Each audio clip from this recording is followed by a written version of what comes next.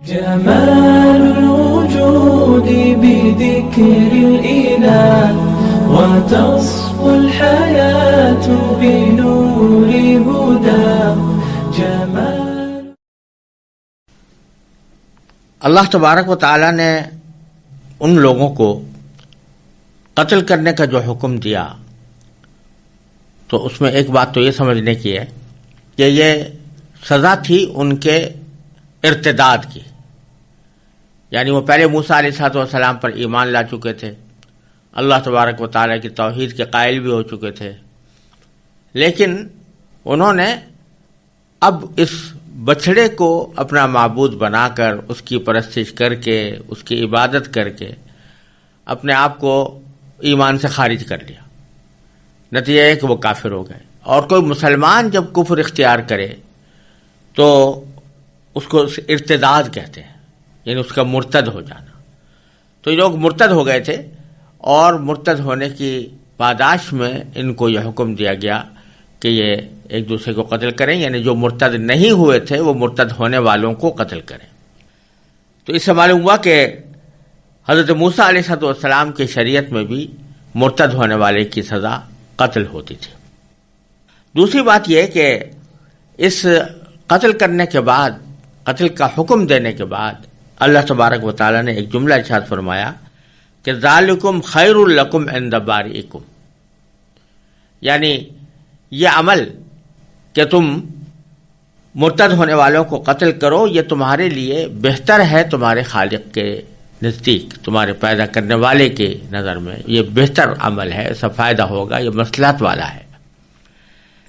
مطلب کہنے کا یہ ہے کہ بظاہر تو کسی انسان کو قتل کرنا یہ کوئی اچھی بات نہیں ہوتی، اس کی جان لینا کوئی اچھا کام نہیں ہوتا، لیکن بعض مرتبہ اس شخص کا وجود دوسرے لوگوں کے لیے ایک فساد کا موجب ہو جاتا ہے، اور اس فساد کے وجہ سے دوسرے لوگوں کو اس کے شر سے بچانے کے لیے بہتر یہی ہوتا ہے کہ اس کو قتل کر دیا جائے.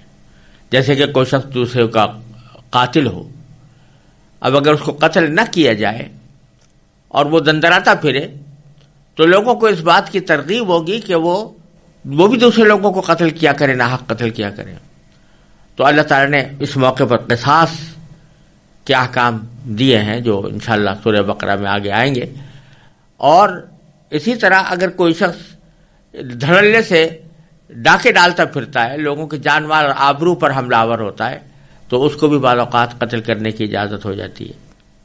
اور اسی طرح اگر کوئی شخص شرک اور کفر کو اختیار کر کے مرتد ہو جاتا ہے تو اس کے بارے میں بھی چاہے دیکھنے والوں کو کتنا برا لگے، لیکن باری تعالیٰ فرماتے ہیں کہ یہی بہتر ہے تمہارے پروردگار کے نزدیک، کیونکہ اگر یہ نہ ہو تو وہ دوسرے لوگوں کے لیے سامان عبرت نہیں بنے گا، اور آئندہ پھر وہ کفر اور ارتداد میں مبتلا ہوں گے.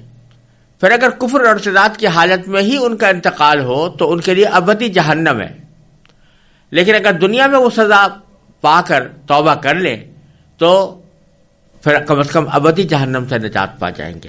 ذالکم خیر لکم عند بارئکم فتاب علیکم، چنانچہ اللہ تبارک و تعالی نے تمہاری توبہ قبول کر لی. انہ هو التواب الرحیم، یقیناً وہ بہت توبہ قبول کرنے والا اور بہت رحم کرنے والا ہے.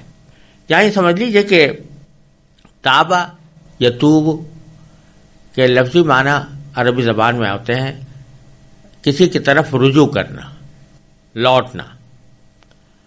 اب جو شخص کے اپنے کسی گناہ سے توبہ کرتا ہے تو گویا وہ اپنے گناہ سے لوٹتا ہے اور اللہ تعالیٰ کی طرف رجوع کرتا ہے، اس واسطے اس کو بھی تابہ سے تعبیر کرتے ہیں. اور چونکہ اللہ تبارک و تعالیٰ جب توبہ قبول فرماتے ہیں تو پھر بندے کے اوپر رحمت کے ساتھ توجہ فرماتے ہیں، رحمت کے ساتھ لوٹتے ہیں. اس لیے بعض اوقات یہی لفظ اللہ تعالیٰ کے بھی فتابو فتاب اللہ علیہم، انہوں نے توبہ کی تو اللہ تعالیٰ نے توبہ قبول فرما لی. پہلا توبہ یہاں پر توبہ قبول کرنے کے معنی میں ہے، فتاب علیکم یعنی اللہ تعالیٰ نے تمہاری توبہ قبول کر لی. اور انہ هو التواب الرحیم، اس میں تواب اللہ تبارک و تعالیٰ کی صفت کے طور پر استعمال ہوا ہے، یعنی بہت توبہ قبول کرنے والا. تو اللہ تعالیٰ بے شک بہت توبہ قبول کرنے والا اور بڑا رحم کرنے والا ہے. آگے پھر ایک اور واقعے کا ذکر قرآن کریم میں فرمایا.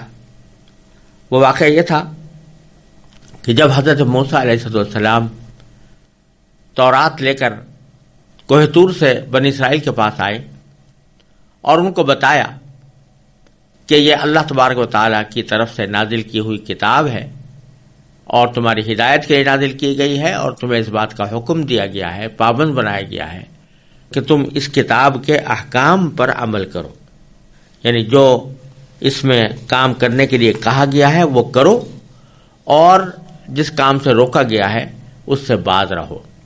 وہ پوری زندگی کا تمہارے یہ ایک لائحہ عمل ہے جو اس کتاب کے اندر اللہ تعالیٰ نے نازل فرمایا ہے. تو بنی اسرائیل نے اپنی فطری قسم کی سرکشی کی وجہ سے حضرت موسیٰ علیہ السلام سے یہ کہا کہ ہمیں کیسے یقین آئے کہ یہ واقعی یہ کتاب وہ ہے جو اللہ تعالیٰ نے نازل کی ہے. یعنی اللہ کے بندے پہلے حضرت موسیٰ علیہ السلام کے بے شمار معجزات دیکھ چکے تھے، کھلی آنکھوں دیکھ چکے تھے کہ اللہ تبارک و تعالیٰ اپنے فضل و کرم سے ان کو نواز رہا ہے. حضرت موسیٰ علیہ السلام کی رسالت میں، پیغمبری میں کوئی شک و شبہ کی گنجائش نہیں تھی. لہذا ان کے لیے یہ کافی ہونا چاہیے تھا کہ حضرت موسیٰ علیہ السلام نے جب یہ کہا کہ یہ تورات اللہ تعالیٰ کی طرف سے نازل ہو کر مجھے بھیجی گئی ہے تو اس پر ایمان لاتے. لیکن انہوں نے ایمان لانے کے بجائے یہ کہنا شروع کیا کہ ہمیں کیسے یقین آئے کہ یہ واقعتاً اللہ تبارک و تعالیٰ کی کتاب ہے. بلکہ ایک موقع پر انہوں نے یہ بھی کہا کہ ہمیں کیسے یقین آئے کہ اللہ تعالیٰ آپ سے ہم کلام ہوتا ہے. تو اللہ تعالیٰ نے ایک مرتبہ ان پر حجت تمام کرنے کے لیے براہ راست خطاب بھی فرمایا تھا اور بنی اسرائیل سے کہا تھا کہ تم تورات پر عمل کرو. لیکن اب وہ کہنے لگے کہ جب تک ہم اللہ تعالیٰ کو آنکھوں سے نہ دیکھ لیں گے ہمیں یقین نہیں آئے گا. ان کے اس گستاخانہ طرز عمل پر اللہ تبارک و تعالیٰ نے ان کو دنیا میں یہ سزا دی کہ ایک بجلی کے کڑکے کی آواز آئی اور اس سے کچھ زلزلہ بھی آیا، اور بعض روایات میں آتا ہے کہ وہ مر گئے اور بعض میں آتا ہے کہ بے ہوش ہو گئے. تو اس کے بعد اللہ تعالیٰ نے ان کو دوبارہ زندگی عطا فرمائی. اس واقعے کی تفصیل بھی انشاءاللہ سورہ اعراف میں آئے گی، لیکن یہاں اللہ تبارک و تعالیٰ اس واقعے کو اللہ اپنی ایک انعامات کے فہرست کے ذیل میں ذکر فرما رہے ہیں. چنانچہ آیت نمبر 55 میں فرمایا وَإِذْ قُلْتُمْ يَا مُوسَىٰ لَن نُؤْمِنَ لَكَ حَتَّىٰ نَرَى اللَّهَ جَهْرَةً، اور وہ وقت یاد کرو جب تم نے کہا تھا کہ اے موسیٰ ہم اس وقت تک ہرگز تمہارا یقین نہیں کریں گے جب تک اللہ کو ہم خود کھلی آنکھوں نہ دیکھ لیں. فَأَخَذَتْكُمُ الصَّاعِقَةُ، نتیجہ یہ ہوا کہ کڑکے نے تمہیں آ پکڑا. وَأَنْتُمْ تَنظُرُونَ، اس حالت میں کہ تم دیکھتے رہ گئے. پھر فرمایا کہ ثُمَّ بَعَثْنَاكُم مِّن بَعْدِ مَوْتِكُمْ، پھر ہم نے تمہیں مرنے کے بعد دوسری زندگی دی. جیسا میں نے پہلے عرض کیا کہ بعض روایتوں سے معلوم ہوتا ہے کہ واقعی ان کو پوری موت طاری ہو گئی تھی اور پھر اللہ تعالیٰ نے دوبارہ زندگی عطا فرمائی، اور بعض روایتوں سے معلوم ہوتا ہے کہ وہ بے ہوش ہو گئے تھے اور بے ہوشی کو موت سے اور اٹھنے کو دوسری زندگی سے تعبیر کیا گیا ہے. ہوش میں آ جانے کو دوسری زندگی سے تعبیر کیا گیا ہے. دونوں تفسیریں اس کی ممکن ہیں. بہرحال حاصل واقعہ اللہ تعالیٰ کو معلوم ہے، اور اللہ تعالیٰ کی قدرت میں یہ بھی ہے کہ کسی کو زندگی مرنے کے بعد بھی زندگی عطا فرما دے. تو یہ کوئی بعید بات نہیں ہے اگر اللہ تعالیٰ نے واقعتاً ان کو موت کے بعد دوبارہ زندگی دی ہو. لیکن احتمال دونوں ہیں کہ بے ہوش کیا ہو اور پھر ہوش میں لے آئے ہو، یا موت دی ہو اور پھر دوبارہ زندگی دی ہو. بہرحال وہ ایک واقعہ ہے جس کی طرف اللہ تعالیٰ اشارہ فرما کر فرما رہے ہیں کہ ہم نے تمہیں تمہارے بننے کے بعد دوسری زندگی دی تاکہ تم شکر گزار بنو، لعلکم تشکرون. کہ اتنی ساری اللہ تعالیٰ کی نشانیاں دیکھنے کے بعد، اللہ تبارک و تعالیٰ کے معجز کی طرف سے دیے ہوئے معجزات دیکھنے کے بعد تمہیں چاہیے تھا کہ تم حضرت موسیٰ علیہ السلام کے تمام احکام پر پوری طرح عمل کرو اور اللہ تعالیٰ کے شکر گزار بنو، پھر آئندہ کفران نعمت میں مبتلا نہ ہو۔ لیکن آگے اللہ تعالیٰ اپنے انعامات کا ذکر مزید فرما کر ان کے ناشکریوں کا تذکرہ بھی فرما رہے ہیں۔ چنانچہ آیت نمبر 57 میں اللہ تبارک و تعالیٰ نے فرمایا وَظَلَّلْنَا عَلَيْكُمُ الْغَمَامَ، ہم نے تم پر بادل کا سایہ کر دیا، یا ہم نے تم کو بادل کا سایہ عطا کیا۔ وَأَنزَلْنَا عَلَيْكُمُ الْمَنَّ وَالسَّلْوَىٰ، اور ہم نے تمہارے اوپر من اور سلوہ نازل کیا۔ یہ دو واقعے صحرائے سینا میں بنی اسرائیل کے جلاوطنی کے زمانے کے ہیں، یعنی جب مصر سے تو آ گئے اور دریائے احمر بحر احمر عبور کر کے صحرائے سینا میں بھی داخل ہو گئے، لیکن فلسطین جانے سے ان کو ڈر لگتا تھا کہ عمالقہ وہاں پر قابل تھے اور ان سے لڑنے کے لیے تیار نہیں تھے۔ تو اللہ تبارک و تعالیٰ نے صحرائے سینا میں ان کو بھٹکتے رہنے دیا اور فرمایا کہ 40 سال تک یہاں پر بھٹکتے رہیں گے۔ اسی حالت میں صحرائے سینا تو کھلا ہوا صحرا تھا، دھوپ کی تپش براہ راست اثر انداز ہوتی تھی، تو اللہ تبارک و تعالیٰ نے ان کو دھوپ سے بچانے کے لیے بادل کا سایہ عطا کیا۔ اسی کو فرمایا وَظَلَّلْنَا عَلَيْكُمُ الْغَمَامَ، ہم نے تمہیں بادل کا سایہ عطا کیا۔ پھر وہاں ان کی بھوک پیاس کو دور کرنے کے لیے اللہ تعالیٰ نے انتظام فرمایا۔ وہاں کوئی دکانیں تو تھی نہیں کہ وہاں سے جا کر سامان خریدا جاتا، اور وہاں کوئی بستی ایسی نہیں تھی کہ جس میں اتنا بڑا بنی اسرائیل کا لشکر اس بستی میں رہ کر اپنی کھانے پینے کی ضروریات پوری کر سکے۔ تو اللہ تبارک و تعالیٰ نے ان کے اوپر آسمان سے من اور سلوہ نازل کیا۔ قرآن کریم نے من اور سلوہ کی کوئی تفصیل نہیں ذکر فرمائی، لیکن روایات سے یہ معلوم ہوتا ہے کہ سلوہ سے مراد یہ ہے کہ بٹیریں ان کے ارد گرد اس کثرت کے ساتھ اللہ تعالیٰ نے بھیج دیں کہ وہ جس بٹیر کو چاہتے اور جب چاہتے اس کو پکڑ لیتے اور پکڑ کر اپنی غذا بناتے۔ ان بٹیروں کو بھی گویا اللہ تعالیٰ نے حکم یہ دے دیا ہوگا کہ روایات میں یہ آتا ہے کہ وہ جب یہ پکڑنے جاتے تو وہ مزاحمت نہیں کرتی تھی، ہاتھ میں آ جاتی تھی۔ تو کثرت کے ساتھ بٹیریں تھیں، اور جب ان کو ضرورت پیش آئی انہوں نے بٹیر پکڑی اور اس کو بھون کر یا تل کر کھانا شروع کر دیا۔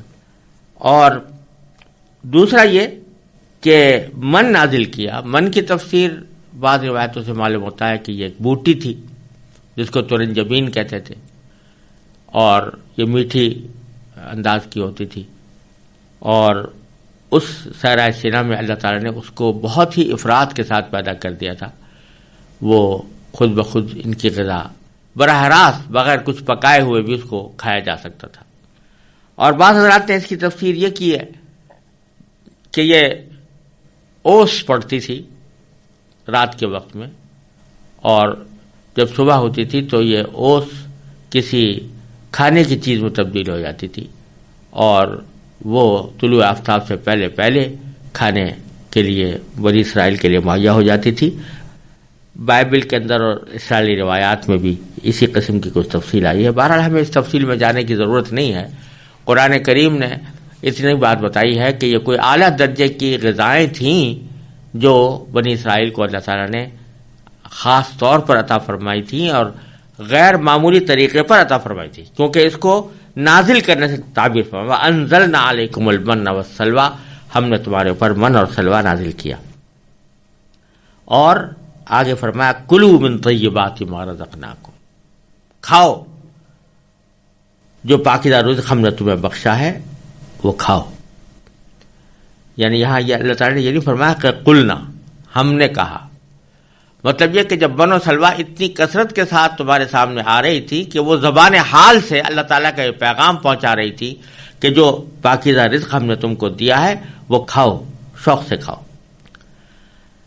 لیکن کیا ہوا کہ اس کی بھی انہوں نے ناشکری کی، جیسا کہ آگے تفصیل آنے والی ہے. لیکن اللہ تعالیٰ بیچ میں فرماتے ہیں وَمَا ظَلَمُونَا وَلَٰكِن كَانُوا أَنفُسَهُمْ يَظْلِمُونَ. اور یہ لوگ نافرمانیاں کر کے ہمارا کچھ نہیں بگاڑا. انہوں نے ہمارا کچھ نہیں بگاڑا. نافرمانیاں کر کے انہوں نے ہمارا کچھ نہیں بگاڑا، بلکہ وہ خود اپنی جانوں پر ہی ظلم کرتے رہے. یہ اللہ تعالیٰ نے اصول بتا دیا کہ کوئی بھی شخص جب اللہ تبارک و تعالیٰ کے کسی حکم کی نافرمانی کرتا ہے، کسی گناہ کا ارتکاب کرتا ہے، تو اس سے اللہ تعالیٰ کو کوئی نقصان نہیں پہنچتا، اللہ تعالیٰ کا کچھ نہیں بگڑتا. لیکن جو شخص ایسا کرتا ہے وہ خود اپنی جان پر ظلم کرتا ہے، کیونکہ اس گناہ کے نتیجے میں اس کے جو ہولناک خطرناک نتائج ہیں وہ اسی کو بھگتنے پڑیں گے. گناہوں کے نتائج بعض اوقات دنیا میں بھی ظاہر ہوتے ہیں اور آخرت میں تو بہرحال ظاہر ہوتے ہی ہیں. تو دنیا آخرت میں اس کے نتائج خود چونکہ اس کو بھگتنے پڑیں گے، اس واسطے گویا اس نے خود اپنی جان پر ظلم ڈھایا ہے کہ اس نے اپنی جان کو ان خطرناک اور ہولناک نتائج کے حوالے کر دیا. تو فرمایا وَمَا ظَلَمُونَا، انہوں نے ہم پر ظلم نہیں کیا، وَلَٰكِن كَانُوا أَنفُسَهُمْ يَظْلِمُونَ. اب آگے ایک اور واقعے کا بیان ہے. اس واقعے کا خلاصہ یہ ہے کہ جیسا کہ آگے خود قرآن کریم میں بھی آنے والا ہے، اللہ تبارک و تعالیٰ نے ان کے کھانے کا انتظام تو یہ کر دیا تھا کہ من اور سلوہ ان کے اوپر نازل ہوتا تھا. لیکن کافی عرصہ گزرنے کے بعد یہ عثمان و سلوہ سے بھی اکتا گئے اور کہنا شروع کیا کہ ہمیں تو کوئی ترکاریاں چاہیے، ہمیں دالیں چاہیے، ہم کب تک بٹیر کھاتے رہیں گے، کب تک یہ بوٹی کھاتے رہیں گے. اس طرح کی باتیں جب انہوں نے شروع کی تو آگے آ رہا ہے کہ اللہ تعالیٰ نے ان سے فرمایا کہ اتستبدلون الذی هو ادنی بالذی هو خیر.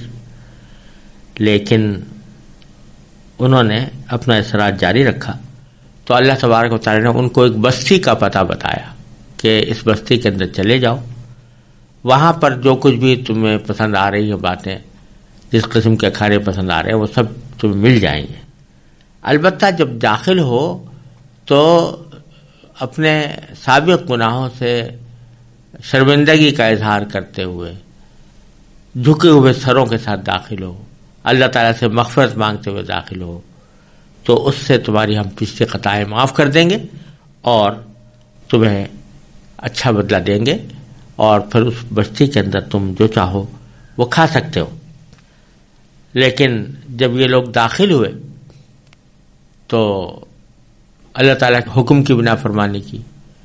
اللہ تعالیٰ نے فرمایا تھا کہ جھکے ہوئے سروں کے ساتھ داخل ہونا، یہ سینے تان تان کر داخل ہو.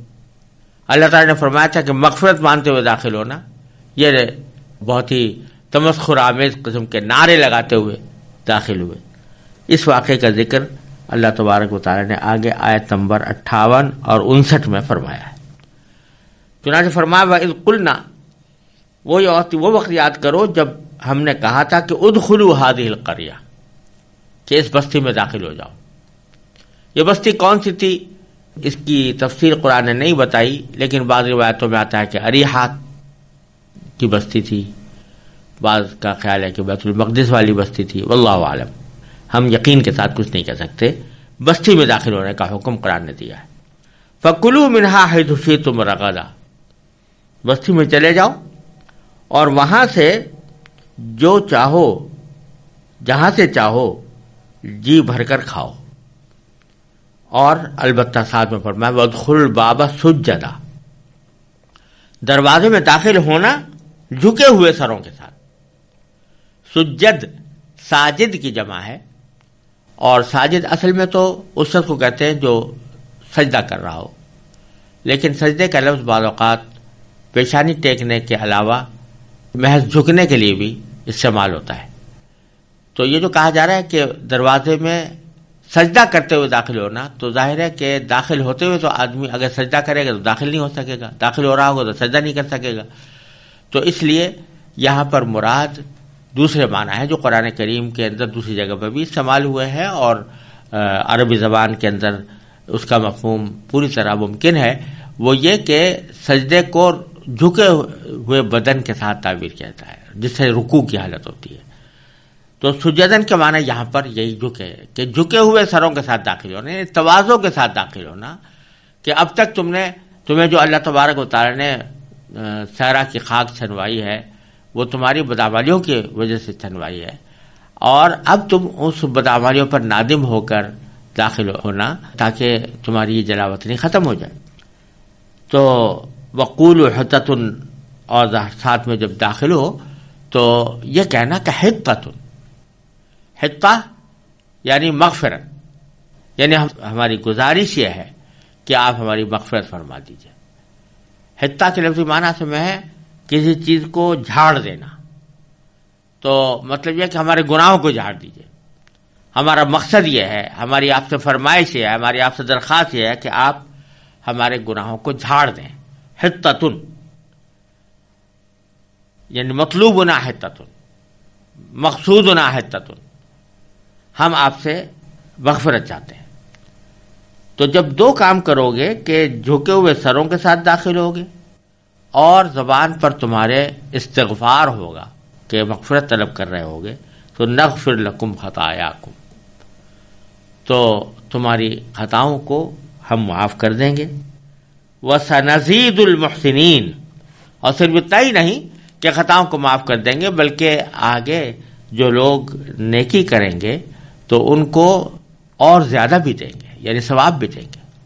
صرف اتنا ہی نہیں کہ معاف کر دیا بلکہ ثواب بھی دیں گے.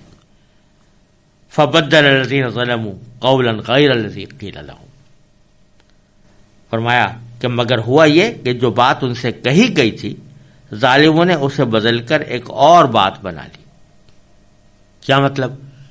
کہ ان سے کہا گیا تھا کہ حطہ کہتے ہوئے داخل ہونا. حطہ کے معنی مغفرت، استغفار کرتے ہوئے داخل ہونا. تو جیسے میں نے ابھی عرض کیا کہ انہوں نے اس کی خلاف ورزی کرتے ہوئے ایک تو سینہ تان کر داخل ہوئے متکبرانہ انداز میں، اکڑ دکھاتے ہوئے، اور ساتھ میں جو لفظ استعمال کیا وہ ہنتا ہنتا ہنتا. قرآن نے حطہ کہا تھا، حطہ کے معنی مغفرت، یعنی ہم آپ سے اللہ مغفرت مانتے ہیں، اور یہ ہنتا ہنتا اس کو انہوں نے تبدیل کر کے ہنتا بنا لیا، یعنی گندم گندم گندم. یہ نعرے تمسخر آمیز نعرے گندم گندم کے لگاتے ہوئے داخل ہوئے. جب یہ انہوں نے سرکشی اختیار کی تو باری تعالیٰ فرماتے ہیں فَأَنزَلْنَا عَلَى الَّذِينَ ظَلَمُوا رِجْزًا مِّنَ السَّمَاءِ بِمَا كَانُوا يَفْسُقُونَ، تو اس کے نتیجے میں ہم نے ان ظالموں پر آسمان سے عذاب نازل کیا، کیونکہ وہ نافرمانیاں کیا کرتے تھے. نافرمانیوں کی پاداش میں ہم نے ان پر آسمان سے عذاب نازل کیا. اب یہ آسمان سے کیا عذاب نازل کیا، اس کی تفصیل یہاں قرآن کریم نے ذکر نہیں فرمائی، لیکن خود قرآن کریم سے بھی اور احادیث سے بھی اور تاریخی روایات سے بھی یہ بات معلوم ہوتی ہے کہ بنی اسرائیل پر اللہ تعالیٰ کی طرف سے کئی مرتبہ مختلف قسم کے عذاب آئے. کبھی وبائیں پھوٹ پڑی ان کے اندر، کبھی کوئی طاعون پھیل گیا، کبھی کوئی اور مصیبت کا وہ شکار ہو گئے. یہ مختلف قسم کی سزائیں ہیں جو دنیا میں اللہ تعالیٰ نے ان کو دیں، لیکن ان میں سے کوئی سزا ایسی نہیں تھی جس سے وہ پوری طرح تباہ و برباد ہلاک ہو جاتے، بلکہ تکلیفیں ان کو پہنچی اللہ تعالیٰ کے نافرمانی کے نتیجے میں. اس کو اللہ تعالیٰ نے یہاں پر ذکر فرمایا ہے، لیکن اس کی تفصیل بیان نہیں فرمائی.